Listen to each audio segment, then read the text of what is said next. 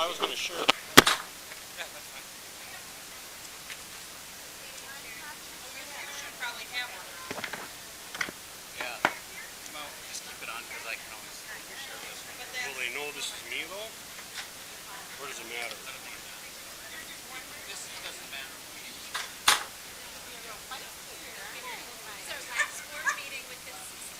I'm gonna miss it. I'm gonna miss that. I'm not.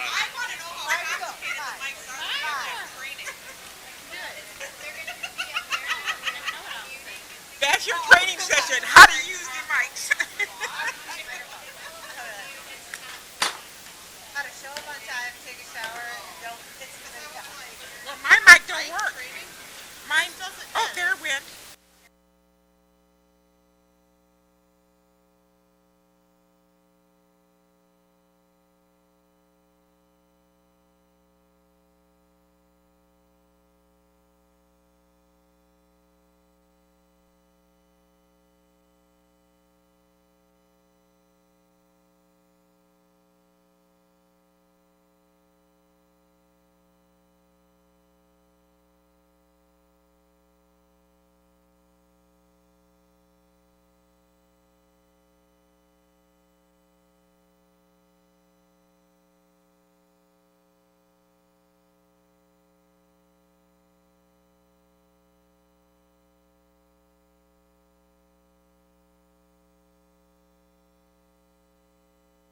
Doing that weird.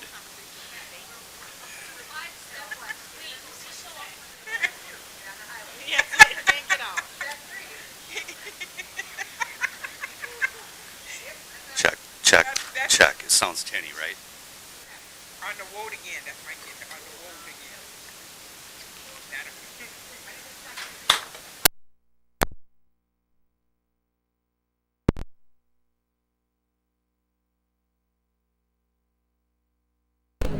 Two minutes. Henry bought a horse mask at the store, and I got to find the video, and he was, and the horse mask.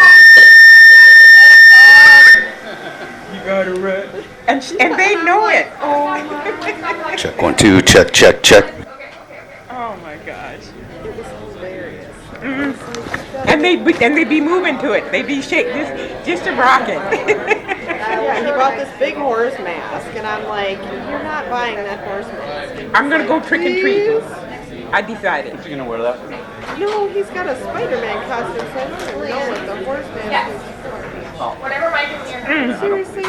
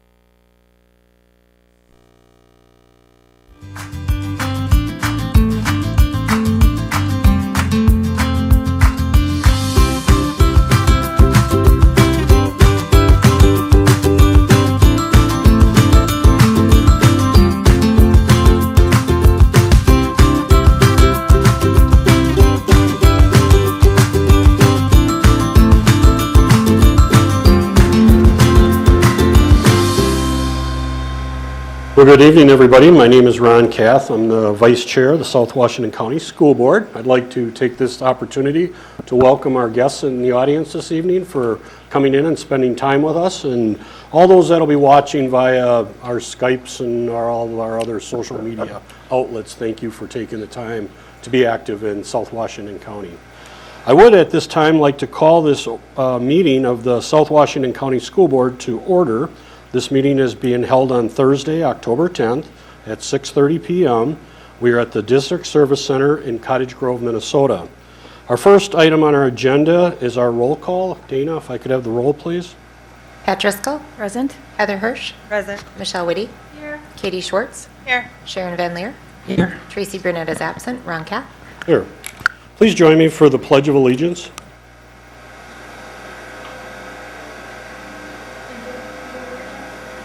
Sounds good out there. Ron, it's just a little loud.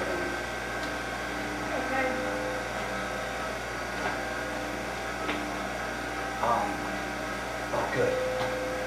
Thank you. The next item on our agenda is 3.0. That's the approval of our agendas. Do I have a motion to approve our agenda? Moved by Sharon, a second. Seconded by Katie. All those in favor of the approval of our agenda signify by saying aye. Aye. Opposed? Motion passes. 4.0 is district highlights. This will be an agenda item for our October 24th meeting.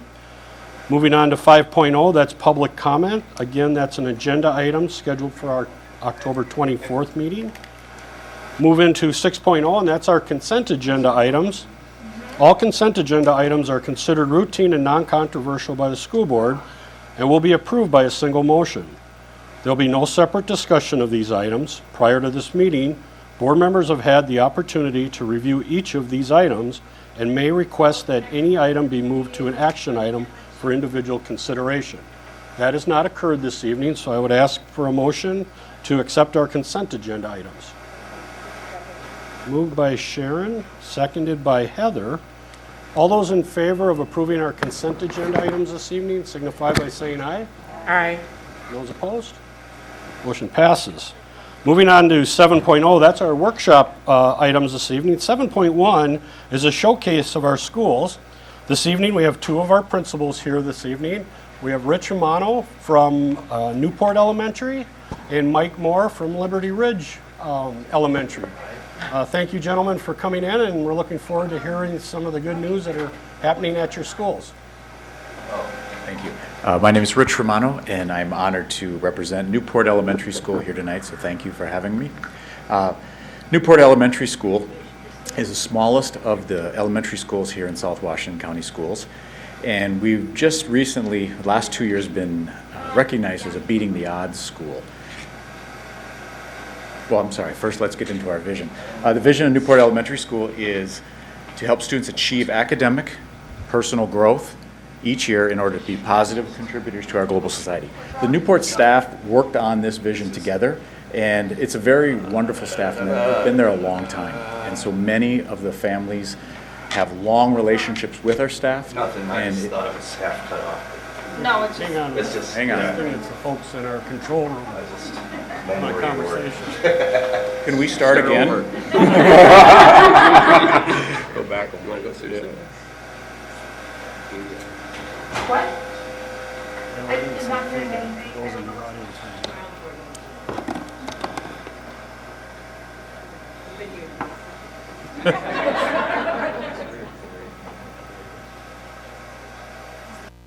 There we go. That sounds like. So once again, Rich Romano from Newport. Take two.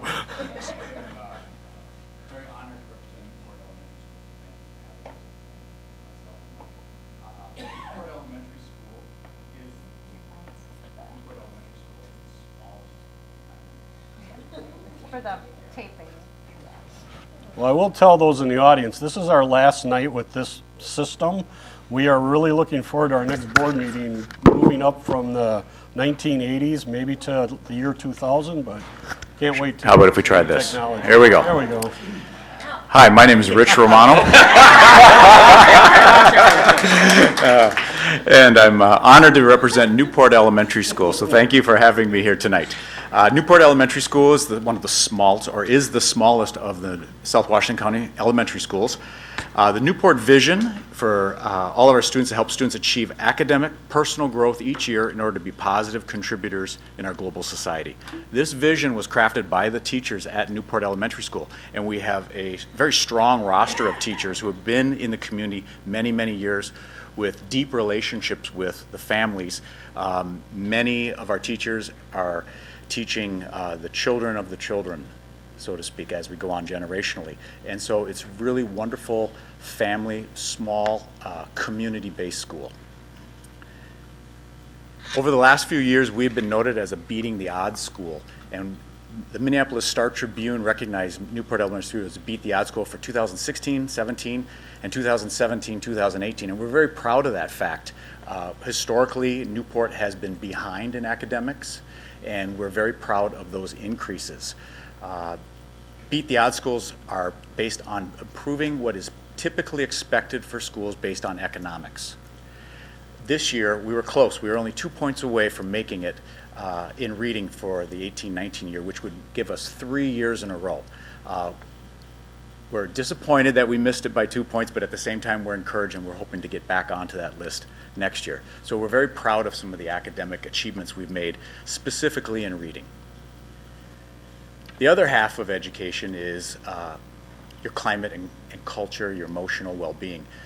We follow a mantra of work, respect, and belong. All of our rules are based on the work, respect, belong values, and students understand them. When we set around those 3 tenets, all the other rules seem to fall in place. So work, being able to do your own job, what's asked of you, respect, treating others kindly, and belong is to make sure that everyone at Newport feels like they belong at Newport. There's many ways in which we recognize students with the work, respect, belong system. The simplest way, but the kids get most excited about, is we have crayons for work, stars for respect, and hands for belong. And if you can see the 2 students, they have a little, so they basically a paper clip out.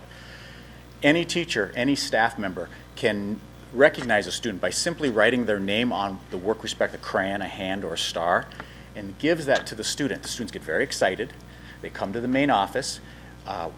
Their name goes into a hat for a ticket for a drawing, but more importantly, they then get tape and they tape it up on the wall at Newport. And so by the end of the year, we have this amazing wall of all of the positive attributes that are going on. And the kids are very interested in who has what up. And many kids are keeping count. The only people that maybe get frustrated is facilities, because we put a lot of tape on the wall. But it's very exciting, and it's such a simple thing, but it's that public acknowledgement and my name on the wall piece, that ownership, that really makes it meaningful. And so it's just a wonderful piece. So for Newport Elementary School, we've had success in academics. We've had success in helping develop our kids socially and emotionally and feeling recognized. And those are the 2 main emphases that we try to do every single day. Questions? Thanks, Rich. Any questions? Rich, maybe you said this, but there's hints. Here, I am. I feel like I talk loud, but I forget it's also broadcast. Did you say that students could nominate other students as well, or is it just staff that nominates? It's just staff, but we have some other ways in which students recognize students. Question. Does staff include custodians, nurses? Anybody everybody? can Okay. hand out a work star. You can come over and hand out a crayon, a star, or a hand. So I know when I visited the school that Newport also, being a smaller community, has to care for a lot of the other needs of students, not just their educational needs. And just wanted to give a shout out for your team and all you do to help kids with all their other needs. So I know that's a big challenge in your school, and the importance then for the stability of your teachers being able to stay at that school if they choose, so that they can continue to serve those kids. Yeah, thank you. Many of our families are struggling at times, and our staff really want to be at Newport. They want to extend that extra help and support, and that makes it a wonderful place to work. Thanks, Rich. Mike?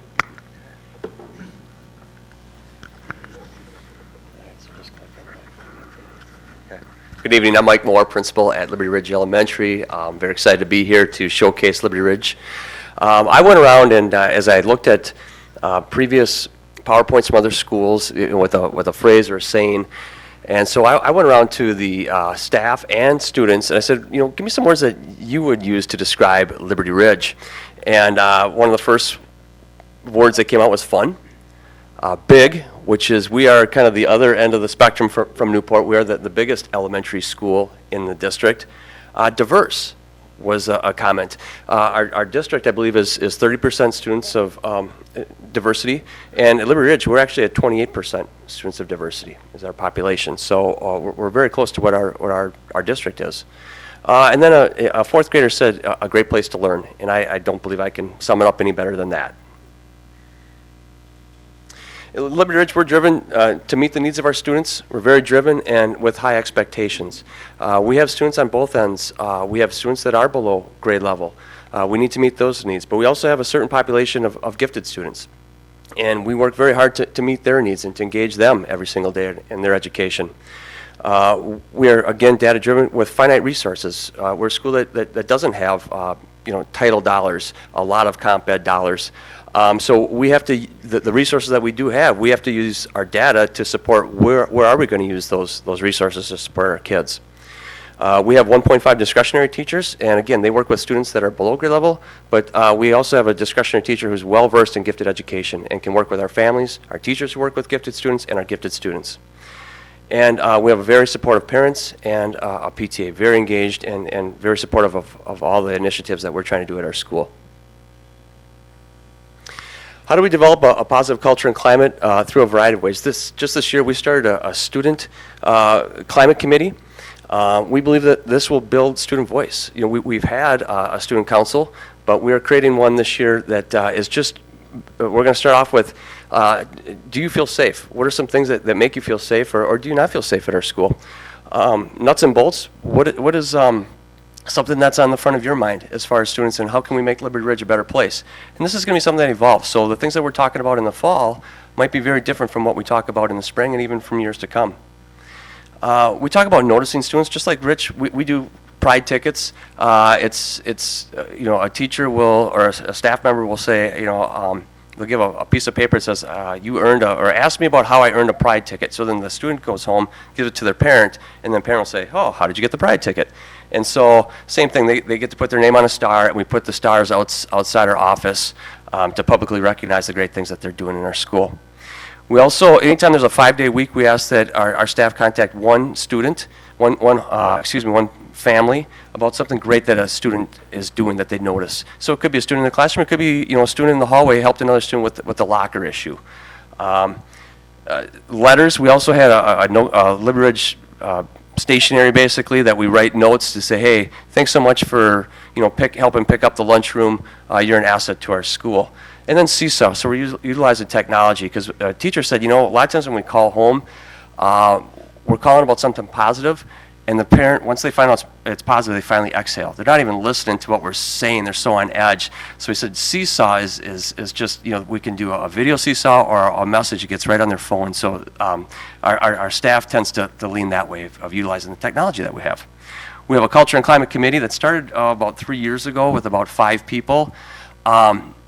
It's such a good thing, it's almost too big now, where we have representatives from every single grade level, every single the specialists, but as you know, as you get real big, it's hard to build consensus, so it just takes more time, but it's a good thing because we have people who want to be part of that. Parents as guest readers. I had an experience last year, last February, a parent called me and said, what are you doing for Black History Month? And I said, well, we're doing X and Y. And I said, well, do you have some suggestions? And she said, well, I just want to see more done than just Martin Luther King and Rosa Parks. And I said, you know what, I want to continue this conversation. Can you please come in and let's brainstorm some other things that you think we can do as a school?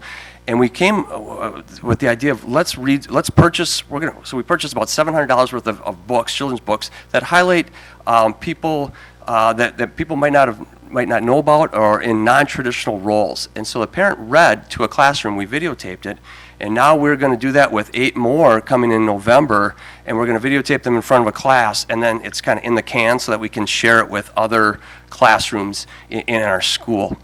And then in our weekly newscast, we acknowledge the diversity of our students, whether it be celebrations like Hmong New Year. How do you celebrate? And so we interview our students how they celebrate that, and then just our staff. We interview cooks or paras or teachers about what they like to do on their free time. So it's a way that people can get to know that and they make a connection. So when you're in a hall, you can say, "Geez, I never knew you liked fantasy football, or you liked going to rock concerts or something." So it's a way to build a connection. At Liberty Ridge, just like all schools, but data drives our decisions. Last year, our students, so 3 years ago, the question that's surrounded with culture and climate, teachers care about our students. So 3 years ago, we had 97% of our students said, yes, teachers care about us. The next year, we're again at 97%, and we haven't received the data from last year yet from that survey. There was a question about, at least one adult interested me as a parent, as a person. The first year was given as 86%. That's when we started to write those cards and call home and use Seesaw. Our numbers jumped to 92%. So 92% of our students feel like one adult cares about me, at least one adult cares about me at school. And then academically, growing our cohort of readers. A couple years ago, we had a 3rd grade group that was 72.8% proficient in reading. As 4th graders, they were 72.8%. As 3rd graders, you go, oh, it's just a test. They're not familiar with the test and how to take it. But now all of a sudden, as 4th graders, they score the same. We have a pattern here. So we put a lot of our resources and time and interventions into that group last year as 5th graders, and we grew them to 87% proficient. The normal growth from 4th to 5th grade is 7%, and we grew it to 14%. So we doubled that. We have a focus on conscious discipline this year.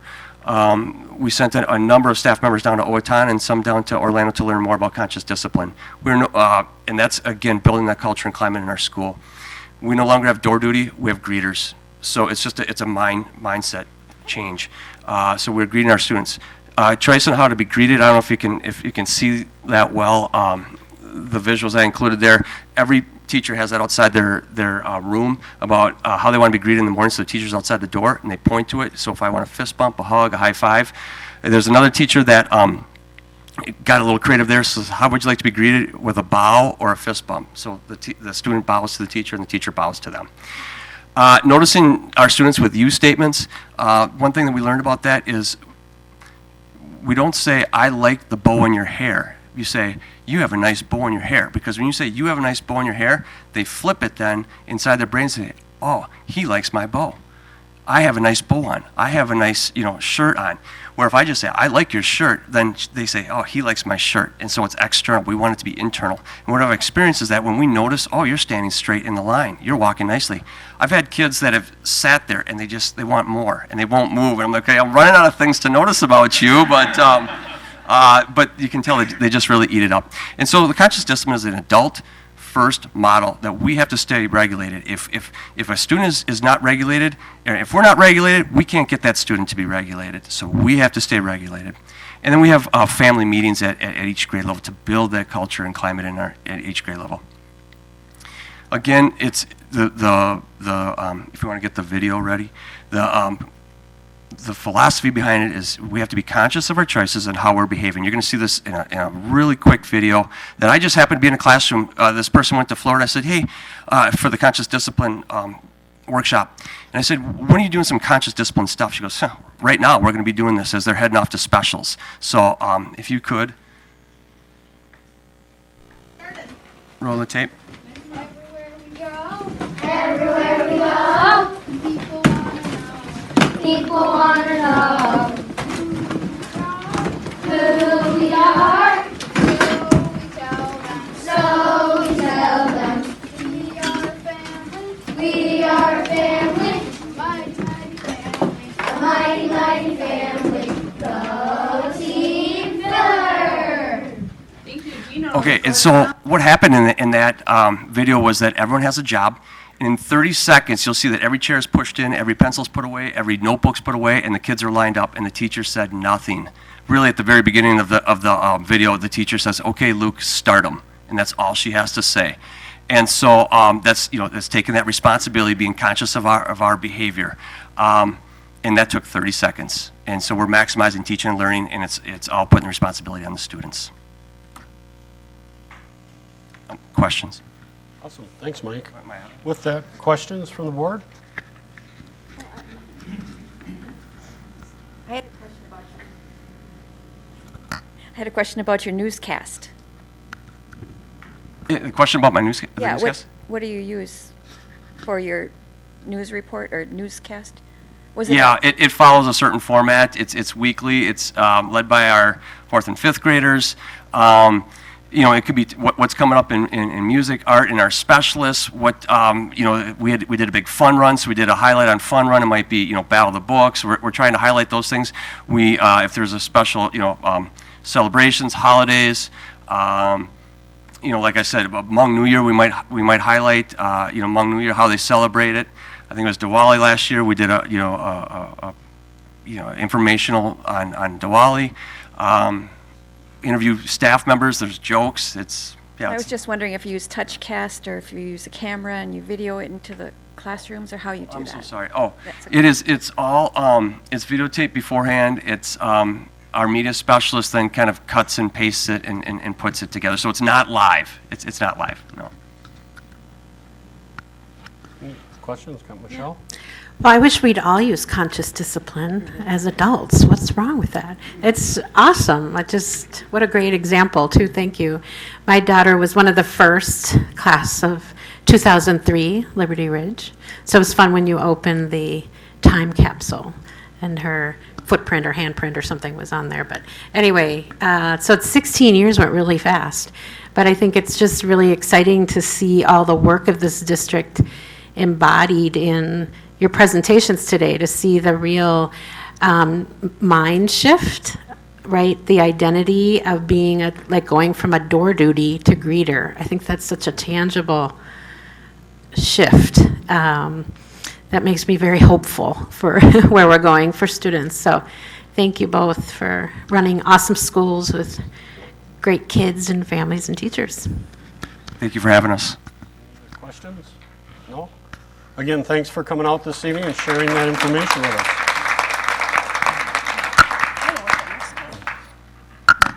With that, we'll get set up for our next workshop item, which is 7.2. That's going to be a presentation about the Great Rivers Adult Education Consortium. That'll be kicked off, I believe, this evening by our Director of Community Education, Bob Lawrence. Yes, good evening. As they're setting up, I just want to say thank you for giving us some time to share all of the work that's being done with our adults in our community. As you probably know, we've seen a lot of growth in this program over the last 5 or 6 years. Most recently, this past year, we completed our first full year as part of a consortium with Hastings. And so you're going to hear a lot about partnerships and programming that's happening in our community to impact adult learners. So I'm going to pass it over to our program manager, Susie Evans, who is in charge of this crazy circus in front of you. Yes. Welcome to the crazy circus. This is live. Yes, I know.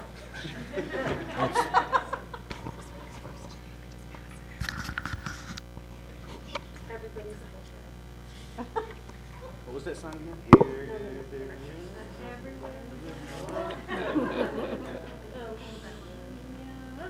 It's not. It's not the user. No, it's the user. Thanks everybody for having us. I'm Susie Evans and I am the program manager for this great circus we call Adult Education. Thank you for allowing us to speak and share portions of the work that we do. Other portions that we are not covering tonight are our Adult English as a Second Language classes, our GED high school diploma classes, transition classes for job seekers, digital literacy, and much more. At the table here are our partners and our instructor. He'll meet in a few moments. And in our audience is our coordinator, Angela Shack, and our program specialist, Becca Bear. So we can't do things if it's not teamwork. So I appreciate everybody being here. We are a partnership between Hastings School District Community Education and South Washington County Schools Community Education. We're the fiscal agent. We hire all employees. We work with both Dakota and Washington counties. We're here today to inform and hopefully inspire people to understand and create community partnerships.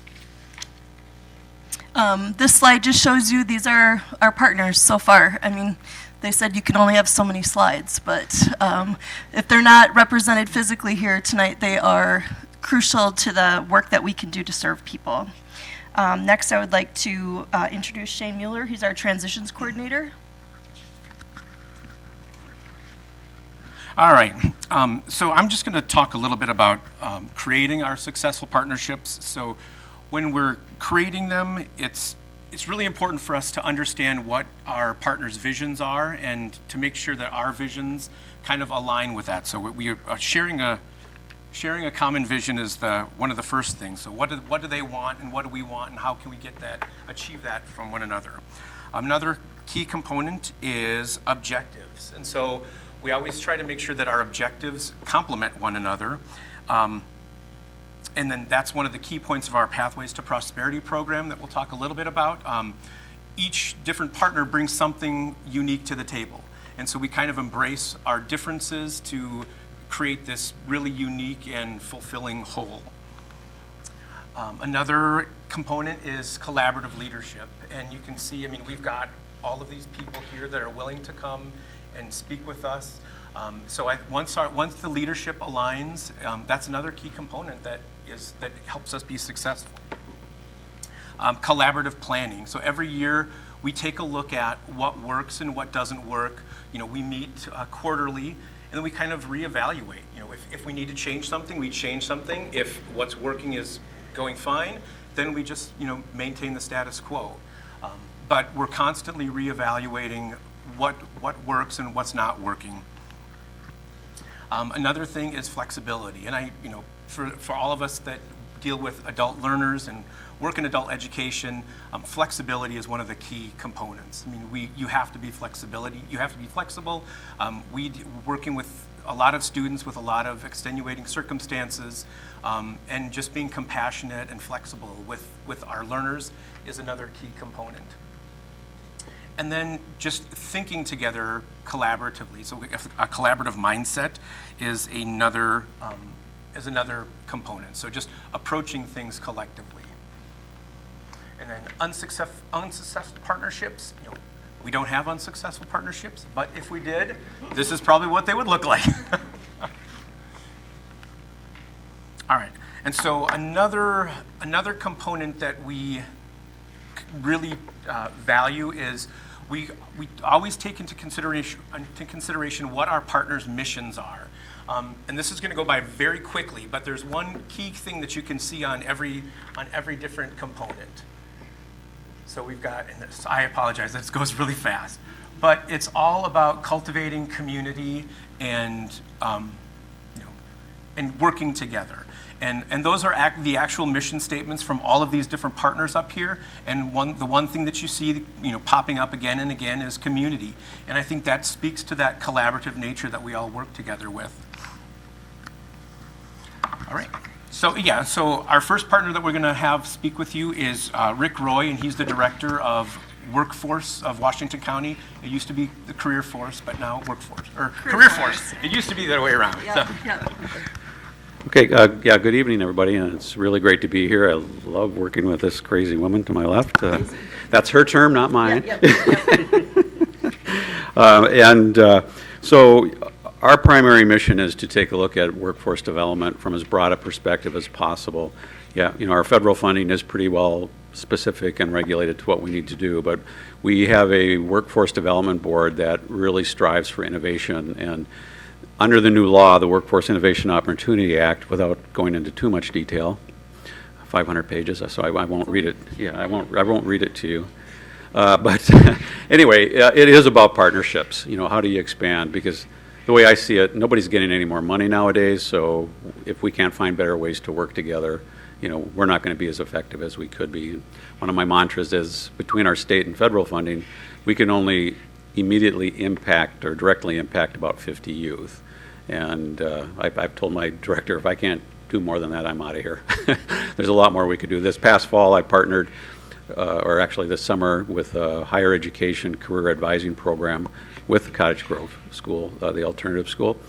We didn't get it, but I'm going to be using that model as we move forward to look at how we can spend our state funds in that type of capacity where we're helping students get that kind of career exposure and pathway thinking in their brains so that they're more ready for employment and training upon completing high school, getting their GED or whatever they might be working on. And career pathways, people that think it's new, and I always tell people, no, we've always had career pathways, they just haven't been guided.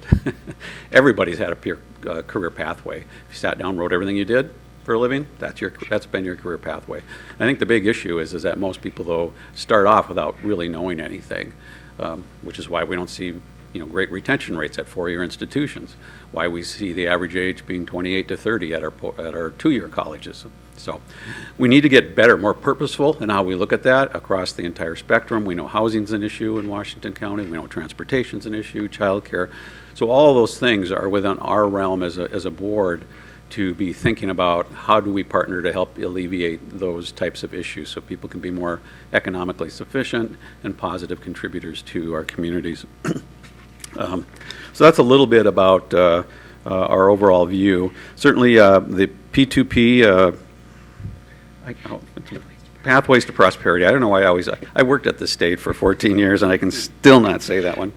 But Pathways to Prosperity is an approach of helping people see a career pathways. We know we can't take someone who maybe just is finishing their GED or just got it and get them a $30, $40 an hour wage in a new job. So what we try and impress upon people with these types of programming is, okay, this is your next step. And through working with career navigators and with all of the partners, you can start to lay out, okay, this is where I'll be for, 2 to 5 years maybe, but then what's the next step for you going forward? We've had quite a bit of success, I think, in Washington County with those programs. I've only been here for just over a year, but having worked at the state office for employment and economic development, I was aware of how well Washington County was doing with those efforts. So we're really, and it goes beyond just the training. We do know that we need to take a look at the support network and pieces that need to go along with that. Again, childcare.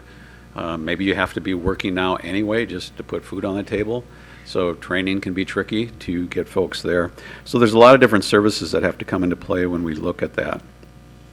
And we also want to focus on those occupations in demand that do lead to family-sustaining wages. So we worked with the Labor Market Information Office at the state office to help us identify. And we're part of the entire metro region when it comes to planning, although Washington County pursues that plan the way we best see it to be pursued. And they've identified 6 sectors that we should be looking at, kind of like public administration, but more so from a office support, because baby boomers are starting to retire. IT is one, construction, advanced manufacturing, healthcare, and IT. I said business services. Yeah. So there's a lot of opportunities there for us to take a look at in Washington County, along with with the board's support. We are initially starting with healthcare. We just held a series of roundtables with the small to medium-sized providers in the county to see what kind of help they need to fill the occupations that they have. And a lot of the big challenge in healthcare is that most of the entry-level positions are very low paying because the wages are set by the state of Minnesota, Department of Human Services. But I kind of look at it, what I've been telling people, it's kind of like McDonald's new slogan, your best first job. They know you're not going to, well, and some people will, and that's great to get into management and what have you. But for most people, it is just a good first job because they help with tuition and a bunch of other things. So that's kind of what we need to look at. Then we hope to start moving into manufacturing. It's a little more complicated, and we don't have a lot of bandwidth to invest personal staffing time into, so we'll get there. Yeah, they're sitting right there. Yeah.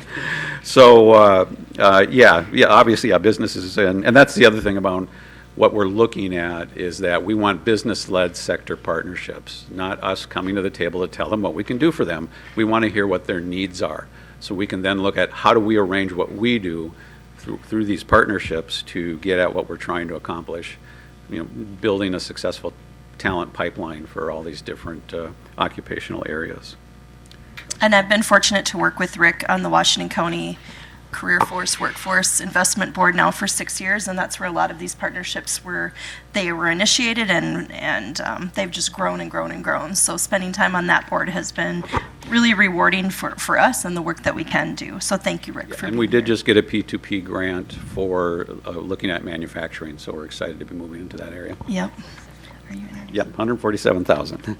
99 cents? No? Okay, we're good. Thank you, Rick. All right, and so one of our partners that could not be here today was Century College, and Century has been instrumental in providing that training piece. So our ABE teachers do what's called a bridge, so we do like bridging, helping people get from where they are to where they need to be college ready. So we provide that piece, but then once they're done with that, they move on to Century, where they actually get a usable credential. So in the case of our Pathways to Prosperity Office Technology for the Workplace, they actually get it's called a Computer Skills Certificate, and it's kind of like a Microsoft Office specialist, I would equate it to. And then with our new pathway that Julie and Joel from Renewal by Anderson and Intech Plastics are partnering with us, this is going to be the Certified Production Technician certificate. And so our participants will earn that one as well. And all of that training is provided at Century College. And so I think that, it's unfortunate that they couldn't be here to talk about all the great things that they're doing with us, but they have been an instrumental partner as well. Next, I'd like to introduce Sergeant Jake Shack from Dakota County Jail.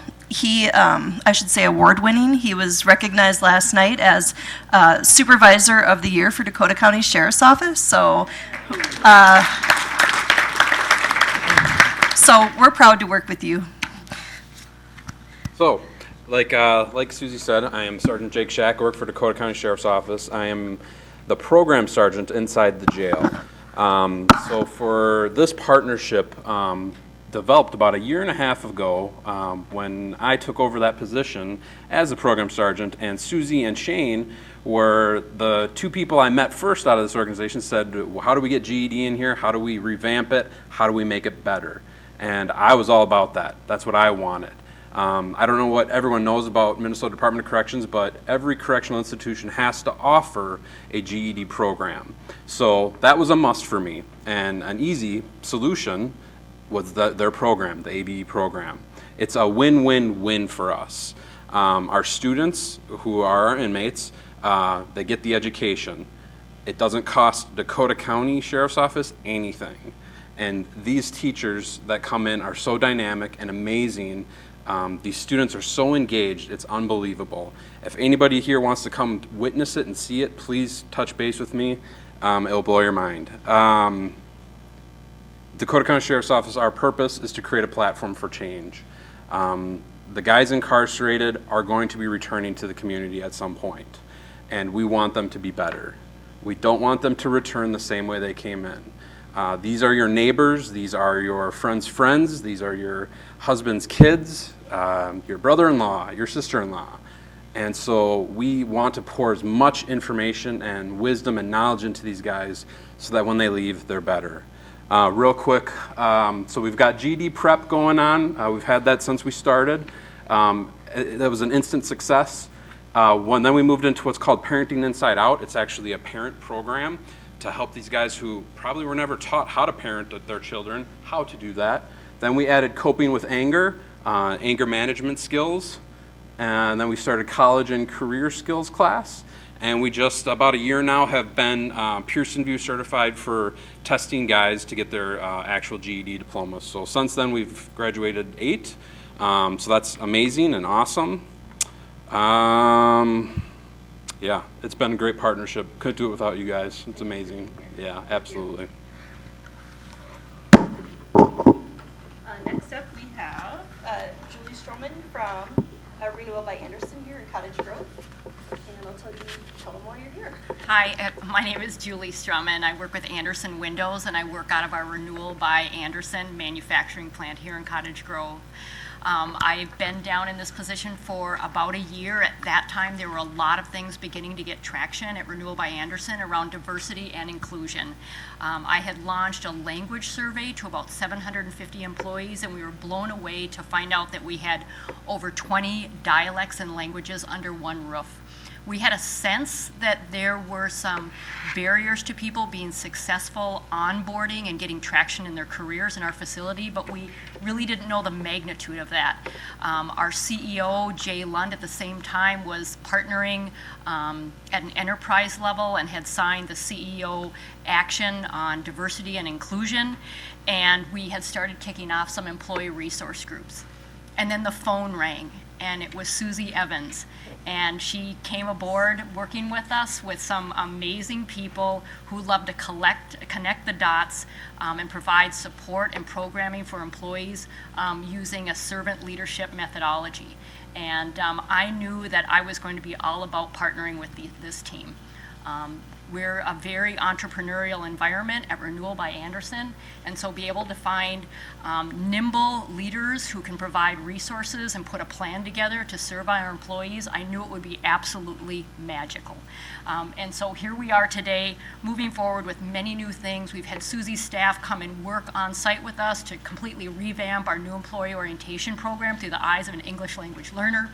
They have developed all sorts of classroom tools that we hope to use for on-site ESL, but we're using in new employee orientation that are very similar to the way you and I all learned to read, and that was with a picture dictionary and helping people navigate the terms and processes and systems that we have in manufacturing so that they can be very successful and get traction in their careers. They also came on site and trained our facilitators. They've been training for a long, long time, and they know our business very, very well, but they weren't so skilled in navigating situations with learners who were limited in navigating the English language. And so, again, they have just been partners on site and have really made a difference in the lives of even our experienced English fluent employees. So some of the other things that we have going on right now is, of course, our P2P manufacturing grant, and just for our growing business, as you know, Renewal by Anderson, a year ago we doubled the footprint of our manufacturing plant, and we're doubling it again. At any time we can have 9 to 109 positions that are open in our plant. And so for us to have a defined pipeline of people that are looking for the opportunities to do the work that we have available at Renewal by Anderson and knock on our door with certified skills, we can really fast track them into some exciting careers, and we're more than thrilled about the partnership. So thank you.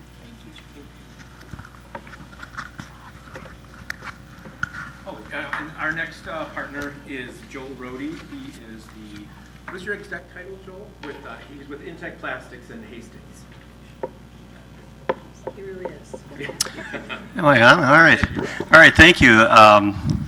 Again, I'm Joel Brodie from Intech Plastics out of Hastings. We're a custom profile extruder. So at Intech, we've partnered with Great Rivers to improve our English comprehension in the workplace. We have 20 employees that take part in Saturday classes that run from 8 to noon on Saturdays. Curriculums designed considering terminology and processes used in our custom manufacturing environment. We're fortunate to have Shane come in. I'm in charge of training and development, and he actually took the time to sit with us throughout the training onboarding process and customize content for our ESL learners. So we have seen gains in willingness to take part in conversations, improve comprehension on the floor, and improve morale. I didn't mention this to Heather yet, but I was on the floor on Monday, and we have a Karen learner. Her name is Tin, and they're very shy people, very proud. But I came out to the floor, and usually nothing is said. And I'm hello, Tin. She's like, good morning, Joel. How was your weekend? And I about fell over. It was awesome. So that was a huge step. So very exciting. Yes.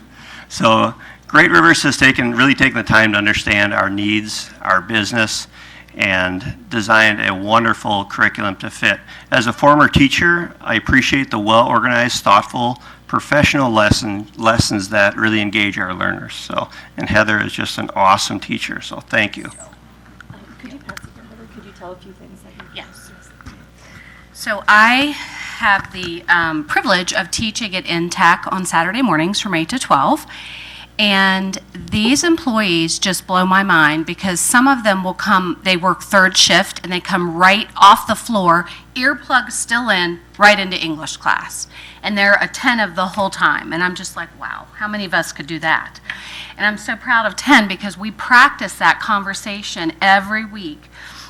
A lot of them, when I ask them, how do you feel when you're working there, they're afraid to talk to their supervisors because they're afraid that they won't be understood. So we practice a lot of just basic conversation. And that's awesome. I love to hear that.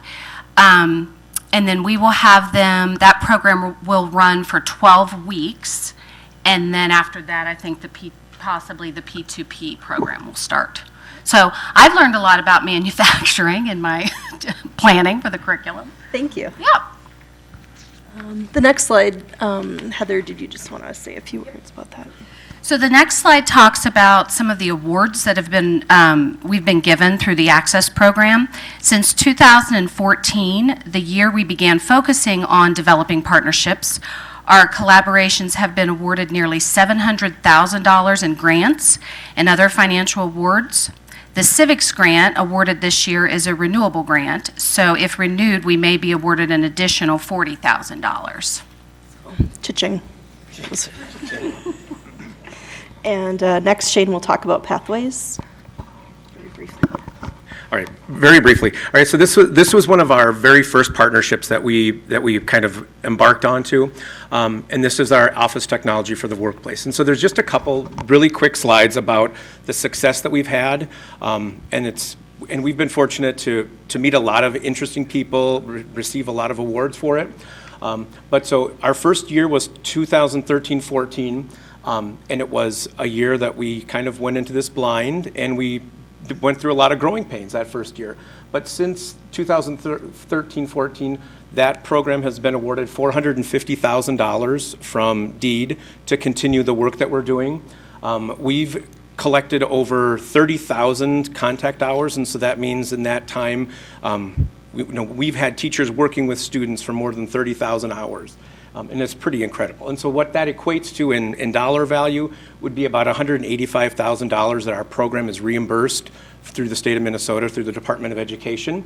And for our students, it equates to 722 college credits. And so, and all of those college credits are free to them. They pay for no books, no tuition. They don't pay for any registration fees. There's absolutely no cost at all to our students. And so it's been really amazing for us as well as for them. And then this is just some of the success of our people. So you can see in this, I don't know if there's a little, so this year right here, we had 100% success, which means that every person that started completed at a high level. The state or the DEED kind of uses that 62% as a benchmark over here, which is what we achieved that first year, but you can see in the years since then, it's been off the charts. And so, we've been doing a great job preparing people, and then once we're at Century College, the instructors there, the faculty at Century, are doing an amazing job working with their students and meeting the needs that our diverse students have. The fifth year, DEED did not fund, that's why it was zero. We didn't quit Yeah, we didn't or quit. go on vacation, but the funding was withheld at DEED, so Shane ran programming, but Yes. zero doesn't always mean zero. Exactly.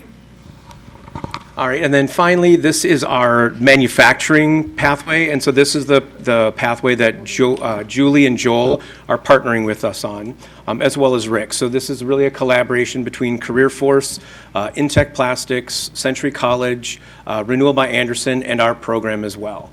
And so we were awarded $136,000 to implement this program. We're doing a 3-week integrated bridge with that pathway, and it's also going to be 9 weeks of intense instruction in the classroom at Century. And so when they're done with this, they'll have a course work that includes the manufacturing skills courses, as well as the certified production technician certification. And so that's the credential that Joel and Julie's companies will actually be able to use to help kind of fast track this cohort to promotions. And then our target population, as with all of the fast track, with the pathways programming, we're looking at focusing on people that have been unemployed for 26 weeks or more, persons of color, persons with disabilities, persons with limited English proficiency, as well as people who are at or below the 200% poverty level. And then this is the grant that we were just awarded for Civics. And this is really focusing on providing a very holistic instruction of civics and citizenship. And so we're focusing on all of these different things. So we're looking at founding documents, we're looking at principles of government, we're also instructing financial literacy, so people have the skills to be, good citizens, as well as digital literacy and career readiness. And Rick's trainers at the Career Force will come to our classroom and then provide that instruction to our groups. So instead of going to Career Force to go to workshops there, Career Force comes to us to provide those services. And so that's been a tremendous blessing for all of us. And then so this is just some of our awards. And did you want to talk about that? No, I just wanted to show you the picture and just reiterate that we're very fortunate to have great community partners and the ability to offer educational programs. And we have a great team and people that are asking, what else can we do? And that's just gold for us. So thank you. I don't have a question slide. Oh, yeah. No, dang it. we don't need that. Dang it. That's my job. Yeah. No. Thank you. Put me on the clock finally. No, thank you again for that great presentation. I would open it up to my colleagues if there are any questions or comments at this point. Well, I will say there was a common thread that was you all met Susie, and I will say one of the first people not on the cabinet that I met was also Susie. So she is very passionate and very committed and dedicated, and if at all possible in the 2 years since I met her, gotten even more dedicated and committed and excited about this work. So I just wanted to make sure that we recognize the amazing work that she and I'm sure that her team as well is doing. So Thank you. It's called Aggressively Friendly. I like it. I like it a lot. Thank you. I had a question too. So it's just thrilling to see, like we had before too with all our tech ed, all the partnerships, because my favorite metaphor is I'd like to be a barnacle rather than be a ship, because we're both going the same way, but it's much cheaper to just like attach and go. And so I just think collaborations is where it's at, because we can't, like Rick, you were saying, I can only serve 50 students or 50 people. How can I have a better impact? And I think that message, even for adult basic ed, is something we have to keep finding ways to do, even with our students, right? The strong collaboration. So thanks for being role models and how we can work with our corporations, our county. I bet we can have a great partnership with our county in getting a bus lot, maybe. I'm just going to throw that out there. Just throw that out there. We got lots of needs we could partner with. So I'm not going down quietly on that one. But anyway, I did want to ask just about Great Rivers. So, because I'm trying to remember. So this is like Hastings. So the name Great Rivers, and when we became a consortium, we had to come up with a consortium name. So we we covered Washington County, Dakota County, and all the way through down along the river. So we thought that was a good consortium name. Unlike Bob, always wanted to name our consortium Nachos, but we decided, no, thank you. I know it's fun to say, but so it's kind of like a little mini business, though. I mean, it was fun to hear too the partners talk about Great Rivers. Yeah. So it's kind of, I think it's another example to me when you talk about success and not success, that everybody can be represented. So it's not just about South Washington County Schools, which obviously it is, but what you're illustrating and what I see is the success that everyone needs to be represented and all their needs need to be met. So just, it's really good. Thank you. They only gave us a certain amount of time. Yeah. So I would talk more. But yeah, thank you. Great, thank you. I would just say too, Shane and Heather and Susie, all of the folks on the team are so creative. We're always looking at ways to free them up to do more. But I'm curious that just as far as our kids just graduating and they're finished, how do you have numbers on how many come in and you can go through some of our programs, or you have directly after they graduate from some of our schools, or do you see more of our community members come back later on? In a nice way, the people that have taken the bumpy road are the ones that usually find us when they need us. And some of the high school principals and counselors will direct their students to us to say, you're not quite college ready, you graduated, but here's a program that can offer you some more support. And we have partnerships with Minnesota State colleges, so we hope to get them, but we're pretty popular with the bumpy road. Any other questions or comments? Thanks. No? Once again, thanks again for coming in and sharing all the good news. Can I say something really quick? Okay, so first of all, I want to thank Julie and Dr. Jacobus because they always come when I ask them to and do conversation practice and to our parties and everything. And I'm just sitting here and I'm like, Dana, I always email Dana questions and she's going to come and speak because we're teaching a class on administrative assistance. So she's going to come and speak to our students. So I'm like, nice to meet you finally. That's awesome. I kept looking at your name. I'm like, oh, but that's right. It's the first time at a board meeting we made connections, so who knows? All right, well, thanks again, everybody, for coming in this evening, especially on such a dreary night this night. With that, then, that ends our workshop items, and we will move into our information items this evening. Our first one, 8.1, is the first reading of Policy 509.1, and that'll be presented by our Assistant Superintendent, Mike Johnson. Good evening, Chair Kath, School Board, Dr. Jacobus, and Cabinet members. Anyway, tonight I'd like to go over a first reading of 509.1, our intra-district transfers. Tonight we also have our intra-district transfer and open enrollment parameters, but we thought we would place this one first because we have some slight changes in it. First off, I'd like to talk about the Section 2 General Statement of Policy. We don't have too much to change. There were some strike-throughs. I would like to alert the board there's one strike-through that I omitted, and that's my mistake. If you look at Part A, the second, actually it's the last sentence, I should have struck through the week of teachers workshop or the first day of the new term. That's an omission on my part for the obviously for the approval in 2 weeks. I would put that strike through. The newer part, within 5 days of the deadline or the first day of school, that is what that was going to substitute. So once again, my apologies. The two on that page for regulations for admission, when we met, the three assistant soups and I met with student information. We do this every year. We review, we edit slightly. We wanted these changes to align with MDE policy. We look at their website, the three of us as well as the student information folks. So we wanted to get that just a little more parallel and consistent. So that's the rationale for those two changes. The fourth, on number 4, the parent, guardian, student is responsible for providing transportation. Those strike-throughs were placed in there. We wanted to shorten the language, but we didn't want to give false hope to parents that in some cases we would be able to provide transportation. Over the 5-6 years now Julie and I have been here, we've had those requests, but we rarely are able to fill those. And we aren't able to find out for probably 2 to 3 months after the routes are established and all the kids are riding regularly. So we wanted to share that with you. We also wanted to put down must adhere to school start and end times in every instance. Number 1, that's important from an attendance standpoint, but number 2, pick up and drop off times as well.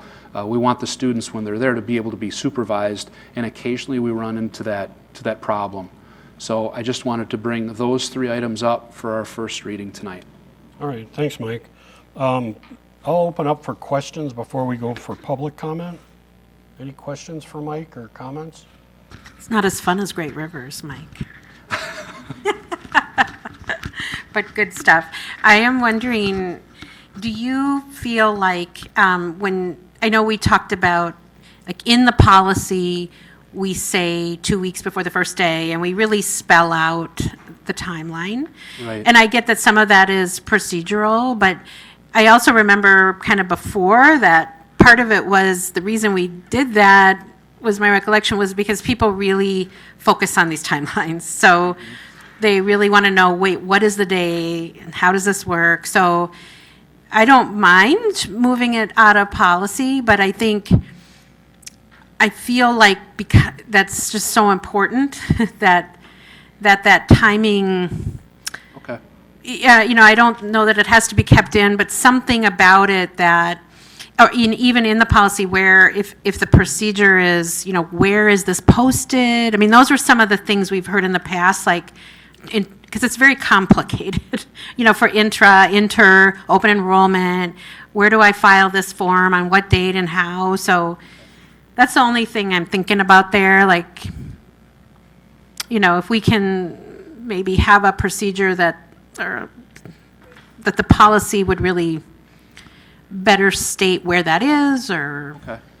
I've noted that, Yeah. and I think after Julie gets into this with our parameters, maybe that will help a touch too, but as with any of these, if you want to email me as well, Yeah. if there's something else that comes up, or Yeah. I can do the same to share that with you. Yeah. Yeah.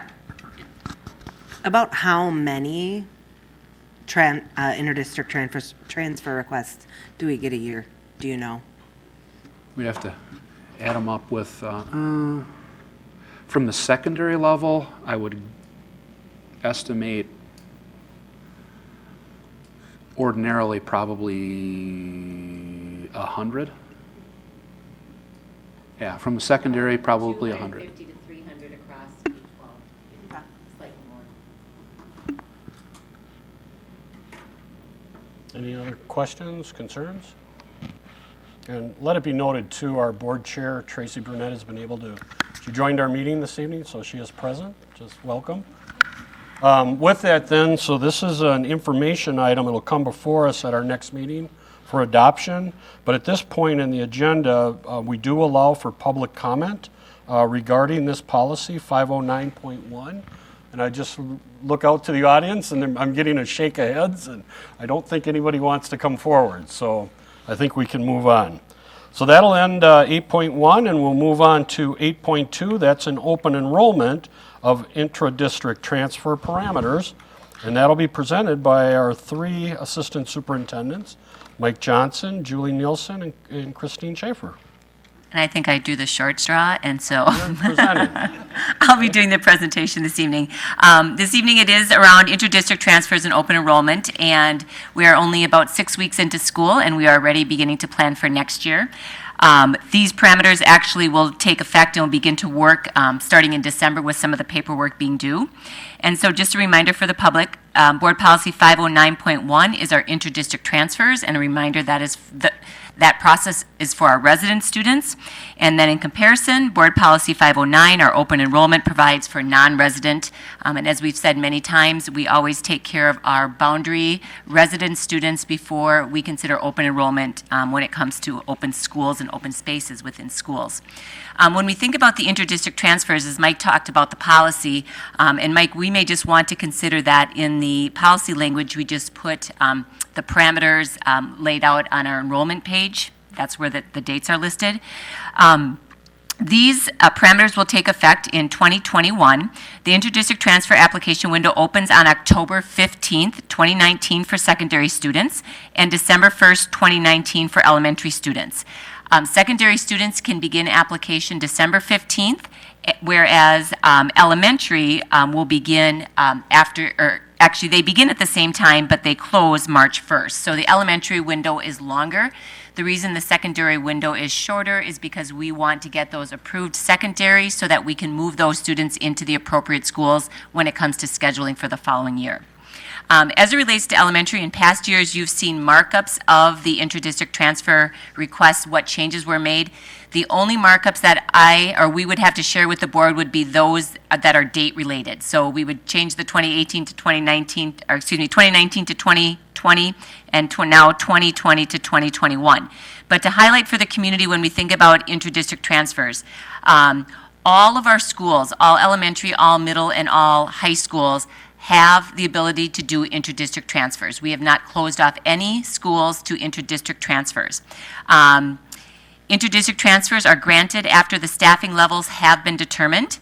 We do a plus or minus, and again, the example would be if our average class size for a 5th grade class was 30, we would go plus or minus 3%, and we wouldn't go any more students than that because we want to make sure we have room for the attendance boundary students within that school and grade level. Younger siblings have a priority status, which means it's not an automatic, but it does mean that if they have a sibling in a school, they get priority to be one of the first students in versus just lotteried and closer to the bottom. So they do have what's considered a priority status. Students approved for an interdistrict transfer in 1 year shall be included in the enrollment projections of the receiving school in future years.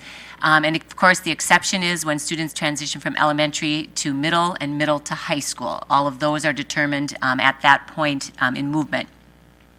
New kindergarten students in the fall of 2020 who have an elementary sibling already attending a school under an interdistrict transfer will be enrolled in the intradistrict transfer school unless the parent or family specifies. So if a family had a third grader at Middleton Elementary School and they had an incoming kindergarten for 2021, if they were on an approved IDT, that sibling would automatically go to the same school so that we would keep that family together. The order of approval shall be determined by selection through a lottery process. When we sit with student information, we go by grade level and by school, and they're lotteried. So a typical example might be we have 30 kindergarten students that want to be lotteried in or have applied for interdistricts at Liberty Ridge. We don't have space right now for any. We would lottery them through a process so we would know that if space opened up, here's number 1, here's number 2, here's number 3. And all of that work is done with the assistant superintendents along with student information. A reminder, with interdistrict transfers, anytime those are approved, families and parents are responsible for the transportation. And again, you can reapply if you're requesting enrollment outside of the elementary to middle, middle to high. So once students get to 5th grade, families can then request which school they would like to interdistrict to at middle level if it's not their neighborhood school. And so that really wraps up really the combination of elementary, middle, and high school. The parameters are really basically the same in terms of the numbers of students we take. The timelines are slightly different, as I shared, that secondary is a little earlier than elementary. But the number of students we take and the basis for taking students all remains the same. All right, thanks, Julie. I was just going to say, if there's any questions around interdistricts, then I'll just talk briefly about open enrollment. Any questions? No, I would agree with you that if the policy maybe just, it's making that connection between the policy and the actual dates. So I think that would be great if we could do that. And then when it comes to open enrollment, the only change with open enrollment that you will see, and I'm certain that you'll understand, is that we have added Red Rock to the list of schools that we are closing to open enrollment. And that is really due to over, I think, 30 or 35 additional students just throughout this summer month, and the overcrowding that it is beginning, and just the overcrowding that it's beginning to feel at Red Rock. So the only new school added, along with existing schools from last year, Liberty Ridge was on last year, Gray Cloud, Woodbury Middle, Lake Middle, Oltman, Eastridge, and Woodbury, and now we've added Red Rock as a school that we would still have the ability to so our own students, but open enrolled students from the outside, we would not be moving those students into those schools. And so that's the only change underneath that parameter. Thanks, Julie. Questions for Julie? No? So we will be back in 2 weeks for a final read and a final approval. Okay. Thank you. Yep, thanks again. With that, we're going to move into 8.3, and that's going to be a negotiations update. That'll be presented by our board member, Sharon Van Leer. Thank you, Ron. South Washington County Schools is committed to providing regular updates for the collective bargaining agreement negotiations with United Teachers of South Washington County, UTSWC. The district and the UTSWC share a common interest, the success of all students, and we are committed to working together to reach an agreement that will benefit our students and those who contribute to their success. The negotiation committee members from District 833 and UTSWC met on October 3rd for an extended negotiation session that lasted approximately 5 hours. Several financial proposals and counter-proposals were presented by both negotiating teams. The financial offers are summarized on the South Washington County's negotiation page at www.southwashco.org. More information will be discussed with the school board tonight during a closed session meeting. The next negotiation session is scheduled for October 29th. Negotiations between both teams continue to progress positively, and both sides have stated that they are committed to coming to an agreement in the near future. An update will be provided at the November 7th school board meeting. The district will also continue to provide regular updates as the negotiation discussions proceed. You can find updates on our website at www.southwashco.org under the school board section. Great, thank you, Sharon. With that then, that ends our information items this evening, and we'll move into discussion items. We do not have any this evening, so we can move into 10.0, and that's our action items. We do have one action item, that's going to be the approval of election judges, and that'll be presented by our superintendent, Keith Jacobus, and then after his, I'll have him present first, and then we'll take some questions, and then I will call for an approval of a resolution. So I will read the resolution for us then, and then we will take a roll call vote afterwards, okay? So with that, Dr. Jacobus. Thanks. We are asking the school board to approve the resolution appointing election judges for the November 5th, 2019 school district general election. The individuals specified in Exhibit A, each of whom is qualified to serve as an election judge, are hereby appointed as judges of election for the school district's general election on November 5th, 2019, to act as such at the polling places and/or combined polling places. The election judges appointed by the City of St. Paul Park and Cottage Grove for the municipal elections in that city are also appointed as election judges of the school district's general and special election to act as such at the individual city precincts located in the school district. The election judges shall act as clerks of election, count the ballots, cast, and submit the results to the school board for canvass in the manner provided for other school district elections. And we were waiting for the city to send us Exhibit A, and I think it was posted this morning, and you should have it now for the resolution. All right, thank you, Dr. Jacobus. With that then, I'll ask for a motion to approve an approval for the resolution to appoint our election judges. May it be resolved by the School Board of Independent School District 833, South Washington County Schools, State of Minnesota, as follows. The individuals specified in Exhibit A, each whom is qualified to serve as an election judge and hereby appointed as an election judges of the election for the school district's general election on November 5th, 2019. The election judges shall act as clerks of the election, count the ballots casted, and submit the results to the school board for canvassing in the manner provided for other school district elections. The board hereby authorizes the appointment of additional election judges as needed. So do I have a motion to accept this resolution? So moved. Moved by Katie and seconded by Pat. It was kind of a tie. Moved by Michelle. Give it to Yeah, I'll give it to Michelle because this is her pleasant 100th year, right? So you should. Okay, so scratch that, Dana. It was moved by Michelle, seconded by Pat. Tracy, you're back. All right, with that, are there any questions, comments, or concerns? With that then, Dana, I'd ask for a roll call vote. When your name is called, if you vote yes, you're approving the resolution. If you vote nay, then you are not. Pat Driscoll? Yes. Heather Hirsch? Yes. Michelle Whitty? Yes. Katie Schwartz? Yes. Sharon Van Leer? Yes. Lexi Burnett? Yes. Ron Kath? Yes, so the motion passes. Thanks, everybody.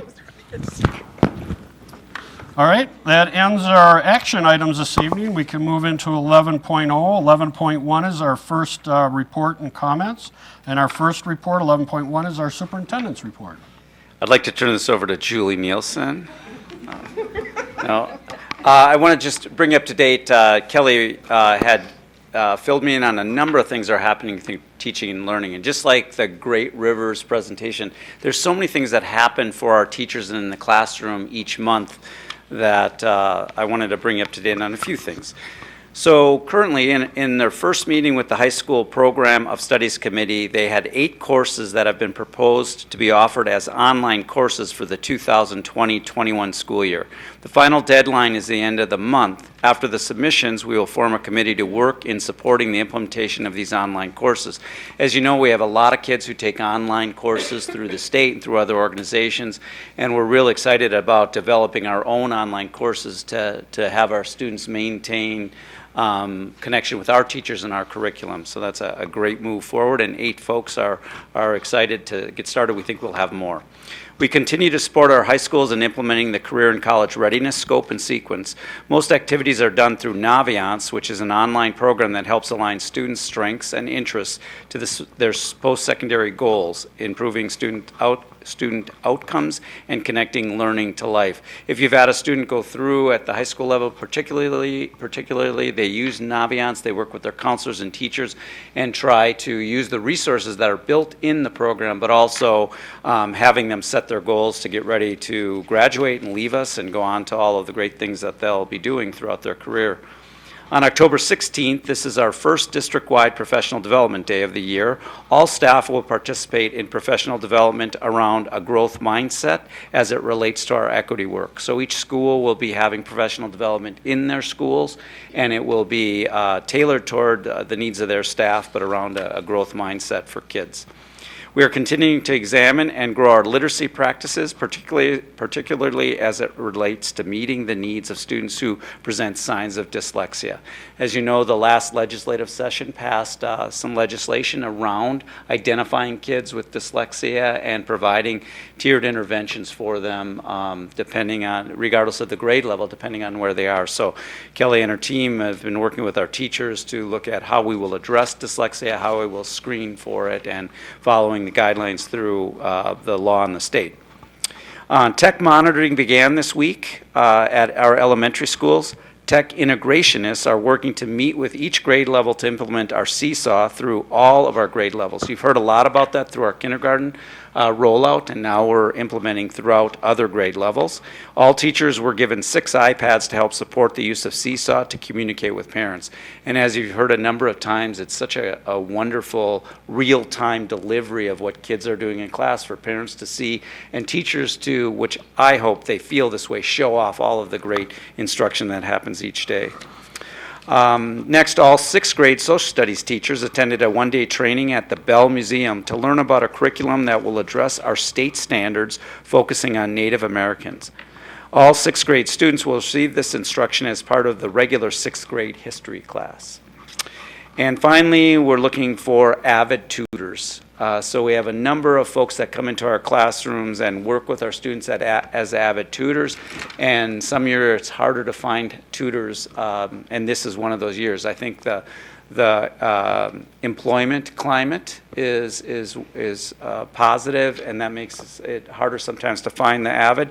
So I put out to folks watching are people that have flexibility in their daily schedule, or if they're retired or interested in working with kids. And then the final thing I mentioned last board meeting about the Spark rollout, our innovation, our crowdsourcing innovation idea, that will kick off for idea submission on the 21st of October. We'll have messaging going out to remind people. We want to make sure that all of our employee groups get involved, and you as board members also are welcome to get involved with the Spark program as it rolls out. All right, thanks, Keith. Any questions or comments for Dr. Jacobus's report? No? All right, we can move into 11.2, and that's our board member reports. If I start with Pat. Okay.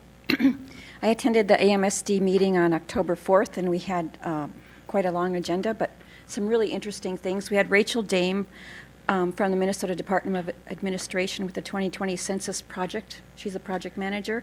She commented that we're not counting all of these people in the state, so it's really important that we get this census right, because it can equate to 500,000 people, which is another representative.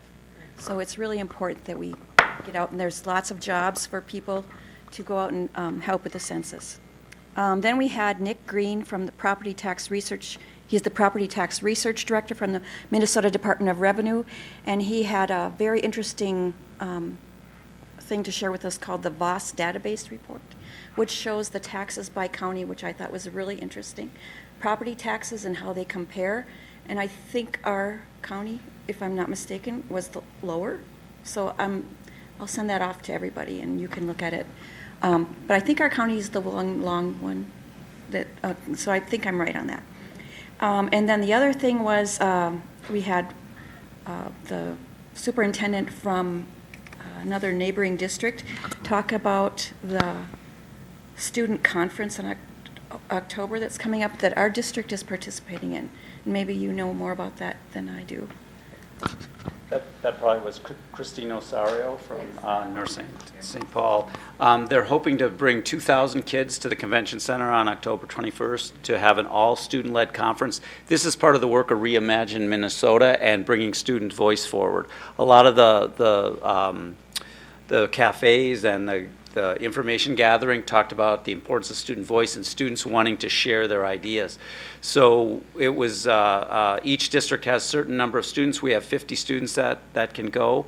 The student superintendent advisory group that I work with is about 50 kids. We're trying to have our advisory go because they are planning our own student-led conference in January. So it's funded by a grant through the Minneapolis Foundation, and it'll be quite an event. It was developed just recently. We got the information, so we are doing a lot of work to get this to work out. Carrie Olson has been great in transportation because it's not that easy, the timing of when the conference will start and end, for us to find a bus. She got that worked out for us. We've been calling parents to make sure that we get the permission slips. But I'm excited to have our kids participate and then also come back with that information to help plan our own student-led conference in January. And from that conference, we hope to have 3 to 5 ideas that we might bring forward and put into our strategic plan.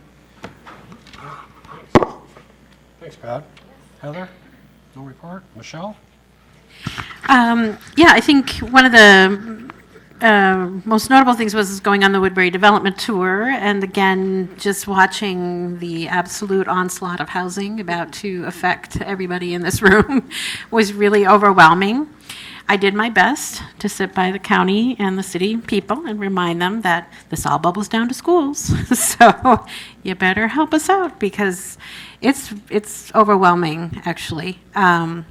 So those collaborations are going to be on our plate as we figure out how to accommodate this growth. I mean, I think it was interesting to see that in the spirit of learning from our demographers that, okay, this is real, because here it is. Also, the sadness to drive by everything. The other thing I did on the bus was to say, well, that's not 833. In terms of all the commercial, that's not 833, that's not 833.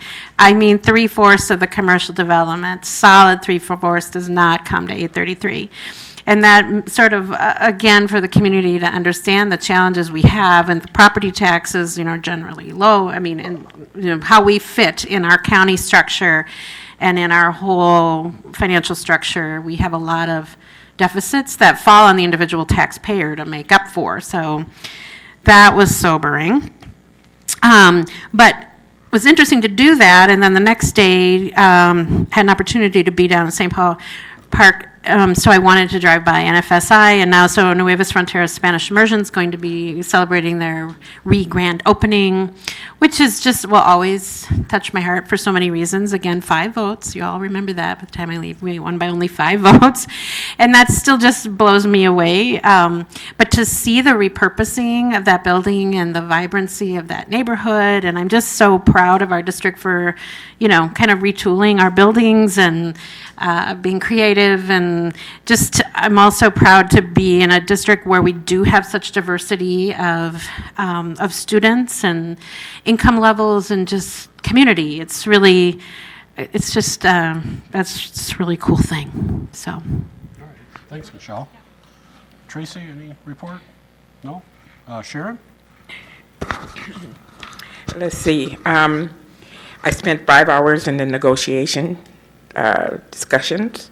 And then I went with Keith and Bob Lawrence, Kwame, was somebody else there? Anyway, to the Woodbury mayor's office, and we did discuss the past, present, and future growth, and the bus. Keith is making headway. Yes, he's working it. And then I attended the equity training session that Corey and Christine put on. It was phenomenal. So to tell you how great it is, I'm getting ready to use it on my peoples at work.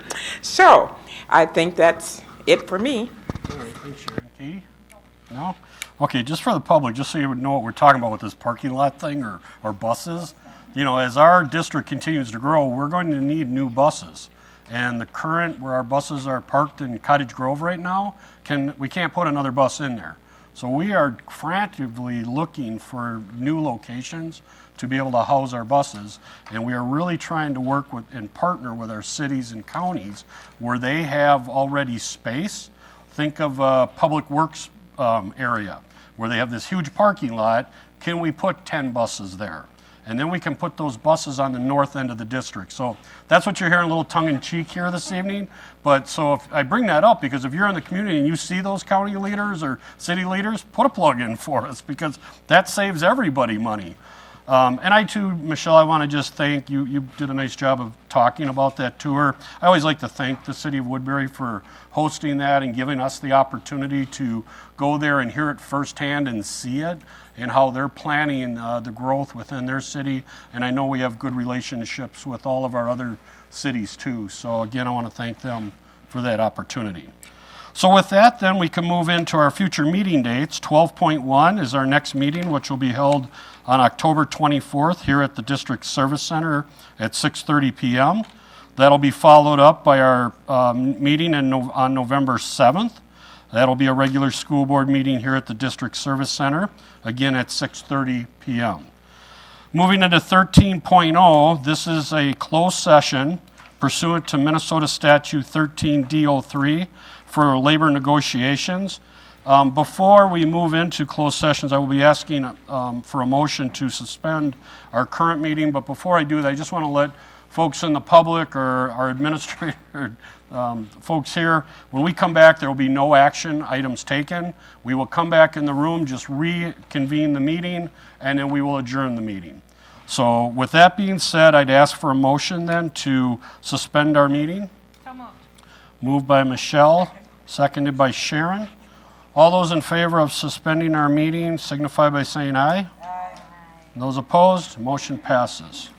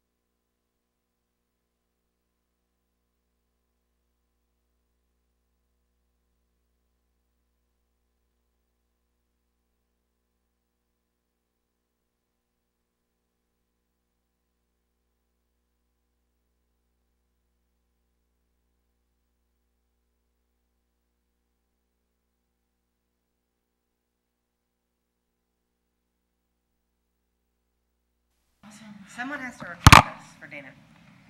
Record it. Well, She's I'm gonna- not here, so yeah, someone has to write down I what time. will. And who motions and seconds. I got it. I'll email her, don't worry. So you notice I didn't take responsibility for it, I just pointed out. You need one more, right? Oh, here comes Kate. Hello? It's a more intimate setting. All right. Well, they are 6 o'clock in the morning. They're starting a demo. Oh. You want to take a microphone home for a And Michelle, I'll grab the times and stuff. I'll grab the times and email Dana. Oh, will you? Okay. Don't worry about it. Okay. All right, we are back from a closed session pursuant to Minnesota Statute 13D03 for labor negotiations. I'd ask for a motion to reconvene our meeting. So moved. Moved by Tracy, seconded by Michelle. All those in favor say aye. Aye. Aye. Those opposed, motion passes. With that then, we'll go to 13.0 or 14.0. We are adjourned. Thanks, everybody. Thank you. All right, thanks for getting that. Thank you for running the meeting.